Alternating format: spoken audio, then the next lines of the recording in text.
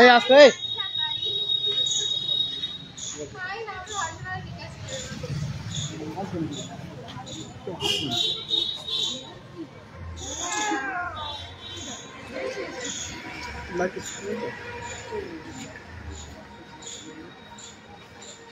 কিন্তু তো ওনার নাম অশোকবাবু। হ্যাঁ, রোগা করে জিজ্ঞাসা কথা বললো। উনি কি পোস্টে সেক্রেটারি নাকি? হ্যাঁ,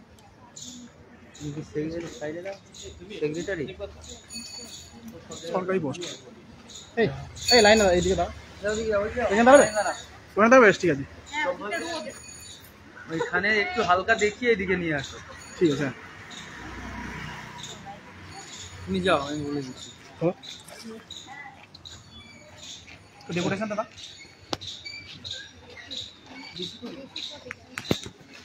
মাঝে মধ্যে এরকম হয়ে যাচ্ছে কেন? রোটেট ইউর ডিভাইস, একটু চেপে ধরো।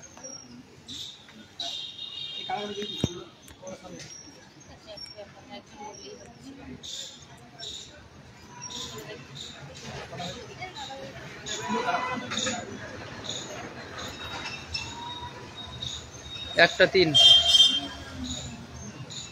হ্যাঁ কম মিনিট হলো। ঠিক আছে, ঠিক আছে।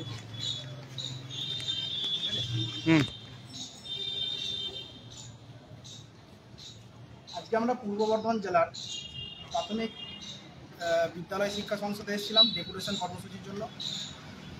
আমাদের পশ্চিমবঙ্গের 23টা জেলাতেই যেমন ডেপুটেশন কর্মসূচি হচ্ছে, যেমন পূর্ব বর্ধমানেও আজকে এসেছিলাম, ডেপুটেশন গেলাম। আমরা এসেছিলাম, সকলেই এসেছিলাম। এবার হলো এখানে এখনো পর্যন্ত চেয়ারম্যান স্যার আসেননি। এবার এই অফিসে যিনি কর্মকর্তা আছেন, চেয়ারম্যান স্যারের সঙ্গে মানে যোগাযোগটা বেশি, ওনাকেই আপাতত ডেপুটেশনটা দিয়েছি।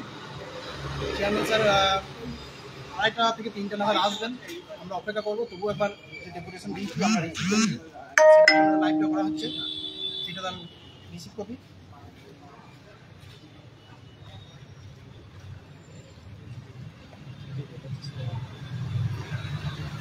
এবার কিছু পজিটিভ বার্তা, কিছু নেগেটিভ বার্তা এখানে পাওয়া গেছে আপাতত পূর্ব বর্ধমান জেলা থেকে। গিয়েছিলেন আমাদের এই মেয়েরা গিয়ে, তারা নিজেদের মুখে বলবেন। দিদি কিছু বলো, কি কি শুনলে ভিতরে গিয়ে? হ্যাঁ, আমরা গিয়েছিলাম, ওখানে মাননীয় অশোক স্যারের সঙ্গে আমাদের কথাবার্তা হলো এবং আমাদের যে 2022 ডেটে যা যা আছে সেগুলো আমরা তেনাকে জানালাম এবং তিনি আশ্বাস দিলেন যে আশা রাখা যায় যে ভোটের আগে হবে।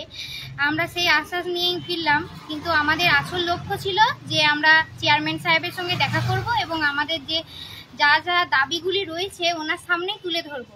তবে আমরা দুর্ভাগ্যবশত এখনো পর্যন্ত চেয়ারম্যান সাহেবের দেখা পাইনি। তবে আমরা এখনো পর্যন্ত ওয়েট করব, উনি কখন আসেন আমরা দেখব এবং ওনার সাথে কথা বলেই তবে আমরা যাব এবং আমাদের ডেপুটেশন অনুযায়ী যে যে দাবিগুলি রয়েছে অবশ্যই সেগুলি তুলে ধরবো এবং তার সাথে সাথে আমাদের মনের কিছু কথা, আমাদের আত্মিক কথাগুলি আমাদের চেয়ারম্যান সাহেবকে অবশ্যই জানাবো এবং হ্যাঁ সেটা জানাবো। এবং আমাদের যে পরবর্তী আমাদের প্রথম কর্মসূচি যেন এখান থেকে এই ডিপিএসসি থেকেই শুরু হয় তার আমরা আশা রাখি। আমরা প্রত্যেকেই গিয়েছিলাম, আমার সিনিয়র দিদিরাও গিয়েছিল সাথে। আপনি কিছু বলুন ম্যাডাম, আপনি কিছু বলুন, ভিতরে কি বললো, কি শুনলেন? ভিতরে তো আমরা পজিটিভ নেগেটিভ সবই শুনেছি। তো একটা কথাই যেটা মনে হলো যে 26-এর আগে সম্ভাবনা আছে, কিন্তু আমাদের আগামীতে যেসব কর্মসূচি জমায়েতটা কিন্তু সব থেকে বড় ফ্যাক্টর, যেটা মানে বলতে গেলে হয়ই না। তো আমি বলবো যে আমাদের সামনে যে ধর্না আছে 16, 17, 18, তাতে আপনারা সবাই আসুন, আশা করছি ভালো কিছু। সবাই বললো একই কথা, এই কথাই হলো। তো দেখা যাক চেয়ারম্যান স্যার আসুক, ওনার সাথে দেখা করে উনি কি পজিটিভ বার্তা দেন সেই আশাতেই আমরা সবাই এখন ওয়েট করছি। এবার বার্তা হলো গিয়ে প্রত্যেকটা ডিপিএসসিতেই যখন আমরা যাচ্ছি প্রত্যেকটা জেলা থেকে, যেগুলো মানে মোটামুটি আনঅফিসিয়াল হলেও যেটা নোটিফিকেশন আকারে পাবলিশ হয়তো হয়নি, কিন্তু আনঅফিসিয়াল হলেও কিন্তু ভ্যাকেন্সির সংখ্যা অনেক আছে। এবার সেই ভ্যাকেন্সিটা আমরা যতটা লড়াই করে আমরা আদায় করতে পারবো সেটা আমাদের লাভ। ব্যাপার হলো আমরা এত সংখ্যক টেট পাস রয়েছি, প্রায় 50,000-এর কাছাকাছি, মানে 50,000 কাছাকাছি বলতে 50,000 পেরিয়ে প্লাস। আমরা যখন কোনো আন্দোলন করছি, কোনো কর্মসূচি করছি, সেখানে 200 থেকে 300 জন উপস্থিত থাকছে। এইভাবে কিন্তু ভ্যাকেন্সি আনা যাবে না। আর 2022-এর সংখ্যাটা যেহেতু বেশি, তাই আমাদের বেশি সংখ্যক ভ্যাকেন্সি না থাকলে আমাদের নিয়োগের যে আমাদের দাবি, যে সবাই যাতে পূর্ণ প্রশিক্ষিত চাকরিটা পায়, সেই দাবিটা কিন্তু পূরণ হবে না। তাই বলবো, যত যাই হোক, মানে আমরা এটা বুঝতে পারছি যে বিভিন্ন জন বিভিন্ন জায়গায় হয়তো কাজে যুক্ত হয়ে আছেন, তবু একটা দিনের জন্য আপনারা যেন ওই কর্মসূচিগুলোতে আসবেন। আর আমাদের এই যে আগামীকাল সবাই জানতে পেরেছেন যে 16, 17, 18 মে আমাদের যে ধর্ণা কর্মসূচি হবে, সেখানে অবশ্যই আপনারা যুক্ত থাকবেন। বিগত দিন আমরা দেখেছি যে আমাদের 12টা থেকে 5টা পর্যন্ত যে একটা কর্মসূচি নেওয়া ছিল, ধর্ণা কর্মসূচি, সেখানে বেকার মেলা করা হয়েছিল। সেই বেকার মেলাতে কিন্তু আমাদের অনেকটা প্রভাব পড়েছে। কেন করেছে? সেখানে ক্যান্ডিডেট সংখ্যক মোটামুটি ছিল, অনেকটাই ছিল, এবং সেই ধরনের একটা ইনোভেটিভ কিছু আইডিয়া, আমরা ইনোভেটিভ কিছু সিদ্ধান্ত সেখান থেকে নেব, যাতে আমাদের কথা আমাদের ডিপিএসসি থেকে শুরু করে এপিসি ভবন থেকে শুরু করে সব জায়গায় মানে চলে যায়, এবং আমাদের যে দাবিগুলো আছে সেই দাবিগুলো যেন পূরণ হয়।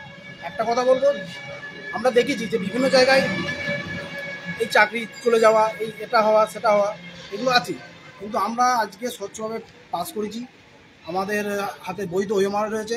তাই এই বৈধ ওএমআর যাতে আমরা কাজে লাগাতে পারি ভবিষ্যতে, এবং সেই লড়াইটা যাতে আমরা সকলে মিলে করতে পারি, সেই জন্যই আমাদের এই আন্দোলনের ডাক দেওয়া হচ্ছে। এবং বিগত দিনে যতদিন না আমাদের এই সমস্ত দাবিগুলো পূরণ হবে, এই আন্দোলন চলবে। আমাদের যতদিন না আমরা যোগ্যতার ভিত্তিতে, মেধার ভিত্তিতে স্কুলে যাচ্ছি, নিজেদের অধিকার ছিনিয়ে আনতে পারছি, ততদিন আমাদের এই আন্দোলন চলবে। বলো এবার আর কার কি বলার থাকবে বলো। দিদি কিছু বলবে? বলো, অনেক দূর থেকে। এটুকুই বলবো যে তোমরা সকলে প্লিজ আন্দোলনে এসো। তার কারণ তোমরা যখন সকলে স্বচ্ছভাবে পাস করেছো, তখন কেন তোমরা আন্দোলনে আসছো না? যত শীঘ্র আমাদের নোটিফিকেশনটা আসে, সেটা তো সবার জন্যই ভালো হবে। এবং আমাদের এখানে স্যার যেটা বললেন যে নোটিফিকেশন নিশ্চয়ই আসবে 26-এর আগে, সবাই আশাবাদী থেকো, কিন্তু তার সাথে আন্দোলনটা কিন্তু এসো। তার কারণ আমরা দেখো সকলে এসেছি, তোমরাও সকলে একসাথে এসো। আন্দোলনটা যত বৃহত্তর হবে, আমাদের নোটিফিকেশনটা ততই শীঘ্র আসবে। বলবে দাদা কিছু?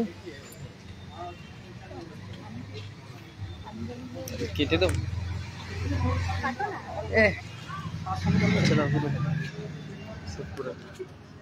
আর বলবো না।